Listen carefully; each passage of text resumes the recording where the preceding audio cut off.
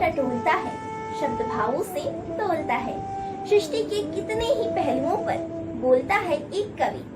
जीवन की जटिल गुत्थी कविता दर कविता आजीवन खोलता है एक कवि।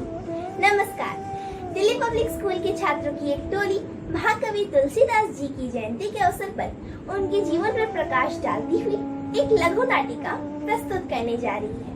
तो आइए आनंद लेते हैं तुलसी चरित्र का। तुलसीदास जिस काल से संबंध रखते हैं, उस काल में देश की अवस्था बहुत बुरी थी। लोगों में आपसी भेदभाव व झगड़े बढ़ गए थे। लोगों में भय बैठा हुआ था तथा आत्मविश्वास कम होता जा रहा था। उस समय जन कल्याण की भावना से प्रेरित होकर उन्होंने अपने काव्य का सृजन किया। माना जाता है कि इनका जन्म और मृत्यु एक ही तिथि को हुआ था। 1554 से कालिंदी के तीर, सावन शुक्ला सप्तमी तुलसी धरो शरीर, संवत 1680 अस्सी गंग के तीर, सावन शुक्ला सप्तमी तुलसी धरो शरीर। इनके पिता का नाम आत्माराम दुबे और माता का नाम तुलसी था। इनका जन्म कुछ विचित्र परिस्थिति में हुआ। अरे भैया दुबे जी, कहाँ हो? बधाई हो भाई, सुना है तुम्हारे यहाँ बेटा हुआ है, बधाई हो। अरे काहे की बधाई भैया, मूल नक्षत्र में पैदा हुआ है, ऐसे ही मुरा है और ऊपर से ऐसे अशुभ लक्षण। जानते हो, पैदा होते ही इसके मुंह से राम शब्द निकला। मुंह में देखो तो अभी से दांत हैं। ना जाने कोई राक्षस है या कोई दुष्ट आत्मा, ये तो माँ बाप को खा जाएगा। मैं इसे अपने घर में नहीं रहने दूंगा। नहीं नहीं, ऐसा मत कहिए। मैं किसी भी प्रकार अपने बेटे को अपने से दूर नहीं होने दूंगी। नहीं तुलसी, ये यहाँ नहीं रहेगा। इसे तुरंत यहाँ से हटा दो, नहीं तो मैं खुद ही से कहीं फेंक आऊंगा। आत्माराम जी जरा सोचिए, ऐसा भी तो हो सकता है कि ये कोई ऐसी आत्मा हो जिसमें राम की याद बसी हो। नहीं नहीं नहीं, मैंने इसका जन्म लगन देखा है। ये तो माँ बाप का काल है, काल। इसके जीने से कोई लाभ नहीं। फिर भी एक बार किसी और पंडित से राय लेने में हर्जी क्या है? चलो इस गांव के चौबे जी से पूछ लेते हैं। हाँ, आप चौबे जी को भी राम बोला की कुंडली दिखा लीजिए। तब तक मेरे पास मेरी सखी मुनिया रहेगी। ठीक है, मैं चौबे जी के यहाँ जा रहा हूँ, मगर देख लेना, वो भी यही कहेंगे कि मुझे बच्चे को घर में रखना ठीक नहीं। मैं आकर नीचे ही इसे अपने घर से निकाल दूंगा। वाह रे हुलसी, कैसी खड़ी हुई माँ बाप ने तेरा नाम हुलसी रखा। आज जो हुलसने का दिन आया, खुश होने का दिन आया, तो उसके साथ क्या इतना बड़ा दुख भी देखना पड़ेगा। ले मुनिया, मेरी प्यारी सखी, मेरे इस राम बोला को लेके यहाँ से जल्दी से निकल जा। इसे अपनी सखी की निशानी समझ के पाल लेना मेरी बहन। दुबे जी तो इसे यहाँ हरगिज नहीं रहने देंगे।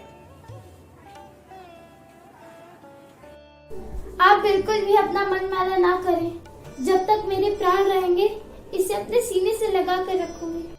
बालक राम बोला को लेकर तुलसी की सखी मुनिया अपने ससुराल चली गई। कुछ समय के बाद ही मुनिया भी परलोक सिधार गई। अनाथ असहाय बालक पर बाबा नरहरि दास को दया आ गई और वे राम बोला को अपने साथ ले गए और उसकी शिक्षा दीक्षा की व्यवस्था की। बाद में काशी जाकर राम बोला ने शेष सनातन जी से वेद वेदांग, इतिहास, पुराण आदि की शिक्षा प्राप्त की और 15 वर्षों के बाद जब वो अपने गांव वापस आए, तब उनकी भेंट अपने पिता के मित्र पंडित दीनानाथ जी से हुई। पुत्र, इतने उदासीन से क्यों बैठे हो? इतने तेज से युक्त विद्या विनय से संपन्न युवक को ऐसी निराशा क्यों? क्या कहूँ महाशय, बरसों पहले मेरे माँ बाप ने किसी अंधविश्वास के कारण मुझे त्याग दिया था। आज विद्या अध्ययन पूरा करके मैं उनके चरण स्पर्श करने यहाँ आया तो मुझे उनके दर्शन भी नहीं मिले। मेरे परिवार का कोई व्यक्ति जीवित नहीं। तो क्या तुम आत्माराम दुबे के पुत्र राम बोला हो? जी हाँ, मैं वही अभागा हूँ। बाबा ने मुझे एक नया नाम दिया है। वे मुझे तुलसीदास कहते हैं। तो बेटा तुलसीदास, अब तो विद्या अध्ययन पूरा हुआ, अब घर गृहस्थी संभालो। भला मुझ जैसे घर बार विहीन भक्खड़ आदमी को कौन अपनी कन्या देगा? ऐसा क्यों कहते हो पुत्र? तुम आत्माराम दुबे के पुत्र हो, काशी से विद्या प्राप्त करके आए हो। तुम्हें कन्या देकर तो कोई भी कृतार्थ होगा। यदि तुम्हें आपत्ति ना हो तो तुम मेरे साथ मेरे घर चलो। यहाँ से कुछ ही दूर मेरा गांव है। मेरी भी एक विवाह योग्य कन्या है, रत्नावली। यदि तुम उससे विवाह कर लो तो मुझे अपार हर्ष होगा। यदि आप मुझे सचमुच इस योग्य समझते हैं तो भला मुझे क्या आपत्ति हो सकती है? तो फिर ठीक है, चलो पुत्र, मेरे साथ चलो। जी चलिए। बाल्यकाल से उपेक्षित तुलसी ने सुंदर सुशिक्षित पत्नी प्राप्त की। तुलसीदास रत्नावली से बहुत प्रेम करते थे। एक बार रत्नावली अपने नैहर गई तो तुलसीदास उनके पीछे पीछे आंधी पानी को झेलते हुए रात में ही अपने ससुराल पहुंच गए। कहते हैं नाव न मिलने पर उन्होंने एक शव पे बैठकर अर्घ्य पाया। रत्नावली उनके इस प्रकार आने पर प्रसन्न तो नहीं हुई, बल्कि उनसे और बिगड़कर कहा, लाज न लागत आपको दौरे आए हो साथ, देख देख ऐसे प्रेम को कहा कहूँ मैं ना, अस्ति चरण देव तमे ऐसी प्रीत, ऐसा जो श्री राम में होती न तो भय। पत्नी के कठोर वचनों ने तुलसीदास को बड़ी ठेस पहुंचाई। मन विरक्त हो उठा। उन्होंने राम को ही अपने जीवन का आधार बनाया और रामचरितमानस के साथ साथ नए नए छंदों में कवितावली, गीतावली, विनय पत्रिका और बरवे रामायण की रचना की। तुलसीदास के राम स्नेही आज्ञाकारी पुत्र हैं। माता पिता की सेवा को अपना परम सौभाग्य समझते हैं। कहि सुनहि बहुविधि सब संता, राम सिया राम जय जय राम, राम सिया राम जय जय राम। रूस के एक प्रसिद्ध समीक्षक से किसी ने प्रश्न किया कि तुलसी और उनका रामचरितमानस आपके देश में इतने लोकप्रिय क्यों है?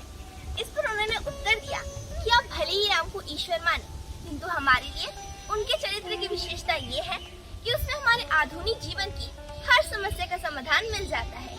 इस प्रकार का चरित्र और इस विराट चरित्र का चितेरा मिलना बहुत मुश्किल है। तो आइए आज हम सब मिलकर उन्हें अपनी सच्ची श्रद्धांजलि दें और उनके प्रति सच्ची श्रद्धांजलि यही होगी कि उनके साहित्य को हम आप पढ़ ही नहीं अपितु उसे आत्मसात भी करें। धन्यवाद।